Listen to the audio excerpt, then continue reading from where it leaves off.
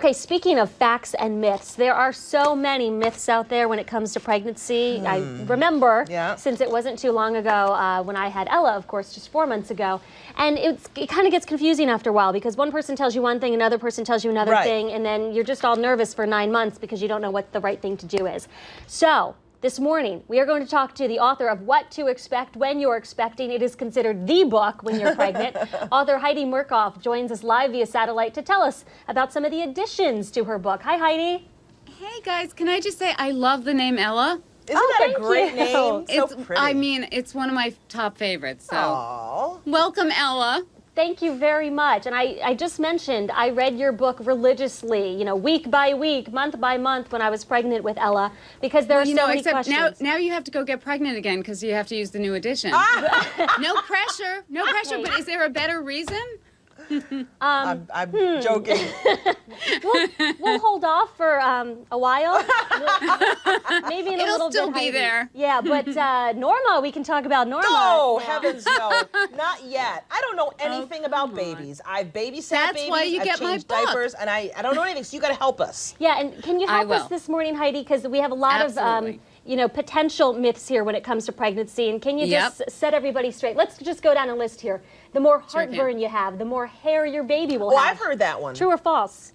It's actually true. I know that it sounds like it came straight from the old wives' archives, but it is actually true. Research has backed it up, and it appears that the same hormones that are responsible for heartburn are responsible for the growth of fetal hair. So if you're feeling the burn badly, you definitely want to stock up on Tums, but also on baby cream rinse because you're going to need it. Come to think of it, I didn't have a lot of heartburn, and Ella doesn't have a lot of hair now. So I didn't have any heartburn, 2 pregnancies, and my babies were cue balls. Wow. All right. There you go. Coincidence? I guess not, huh? Okay, the more you're eating, the more likely you've got a boy bun in the oven. This is true also. Apparently, if you're eating like a teenage boy, you might be having a teenage boy. Or actually a baby boy on his way to becoming a teenager. Yeah, because giving birth to a teenage boy, that was smart. But yeah, apparently researchers have found that women who have a boy bun in the oven consume on average more calories than women who are expecting a girl. But the sweet part is they don't gain on average any more weight. How's that possible? Well, you know what? They think it might explain why boys are often slightly heavier than girls at birth, but the moms apparently are not. That's interesting. Good reason to go out and have a boy, I guess. I guess so.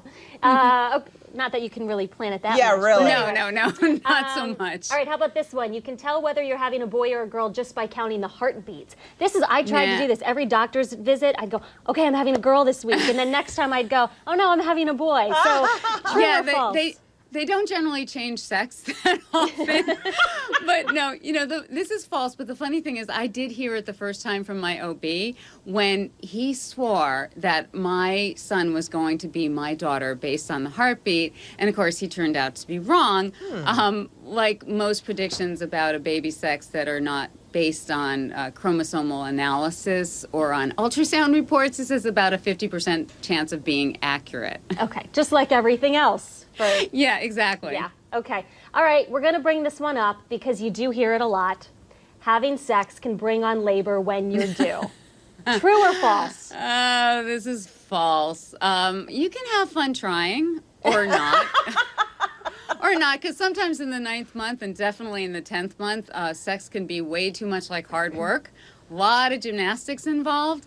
But researchers have yet to back up the theory that having sex, or more specifically the prostaglandins in sperm, can actually bring on labor unless the conditions are ripe, unless, you know, the labor party is ready to get started anyway. Because I thought I had heard that, and I don't have the lingo here right, but some of the same ingredients in sperm are the same ingredients that they use to induce labor. That's not true? Yeah, exactly. But unless conditions are ripe, so baby is ready to roll, it's not going to bring on labor. But, you know, like I said, you can have fun trying. The bottom line, go for your bottom lines if you really want to, but don't expect it to be an end game plan because it may not end the game. Okay.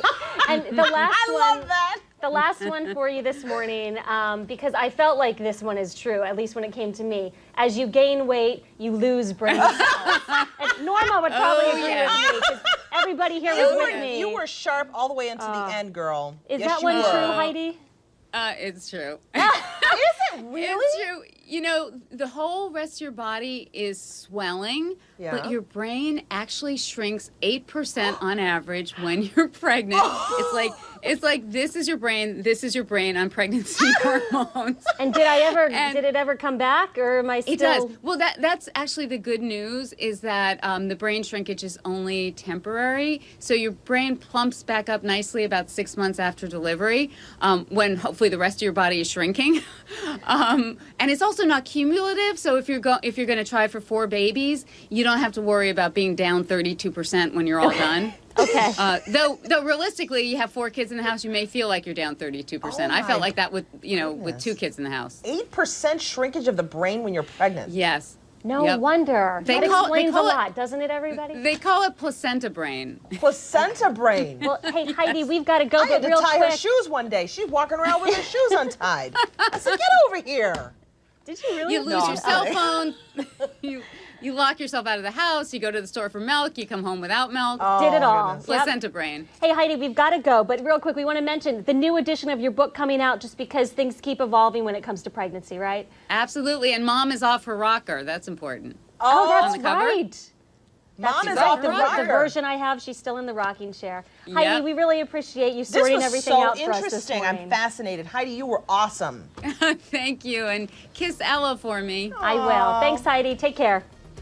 We'll be back with your local headlines. That was so interesting. It's great, wasn't it? Wow.